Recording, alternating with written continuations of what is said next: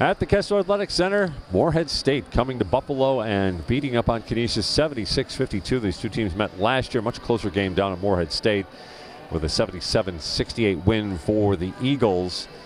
It was a pretty easy pickings for Morehead State, and our player of the game, Pepsi player of the game, Daria Seward, the junior from Columbus, Ohio, was terrific overall. Could have really gone to a lot of the Eagles, but it seemed like she stood out among the rest. Yeah, and she was able to create a lot of opportunities for the team in the paint, or whether or not be for her to dish it out to an open teammate as well. And she had 7 assists and 11 points and almost got a double-double. So a really solid game for her. Like you mentioned, though, any of these Eagles really could have been in contention for that. They had 4 players in double figures, including Aaron Blaine, who led the way with 16 points. Sarah Henrich's daughter with 17 points for Canisius here today. So take a look at those final stats, and the turnovers a huge part of this game. 31 for Canisius, 17 for Morehead State.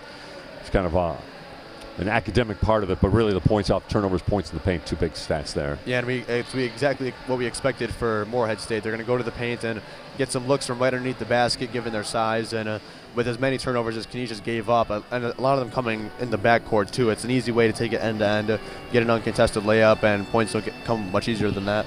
We're scared, we're tentative. We start out, if things are going well, we're okay. Once a team makes a little bit of a run, which is basketball, teams will make little runs. We sort of fold the tents. We don't have a lot of moxie right now to battle through that, and we just really are playing scared.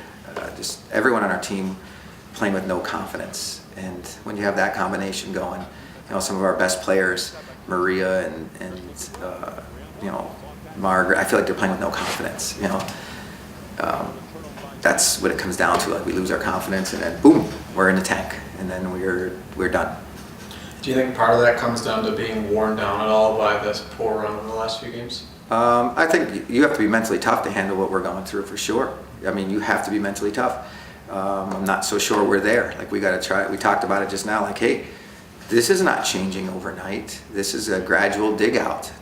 We dug ourselves a huge hole, and yep, it takes a lot of moxie, a lot of toughness to get back out of that, for sure. Would you say that it's more than mental than physical right now? Yeah, 100%, 100%. The mental part of it then causes a physical part of it, right? We physically don't want to play anymore. We don't want to compete anymore because we just mentally are struggling. And then, I mean, did Morehead State do anything different than you expected them to do? Nope. That's exactly what we thought they were going to do. I mean, you just can't turn the ball over as much as we are. You're not going to win. Like, we just keep giving layups to people. We get scared. We pick up the ball. We don't rip through. We're not strong making plays. So it's tough. And then, what do you hope to do as a coach to help get them out of this? Hopefully, in the next couple of games. Yeah, I mean, we'll talk about it. It's not going to. I keep trying to tell them it's not happening in a game. Right? You're not going to get yourself out of this in a game. You get yourself out of this daily, in practice, in your daily routines and how you think about yourself and those kind of things. That's how you get yourself back out of it. Games, whatever. I'd like to see us, can we compete for more than 5 minutes? Like, we'll compete for 5-6 minutes. The minute you make a run, we're done competing. And we got to figure out how to stop that. McGowan trying to post up against Cooley.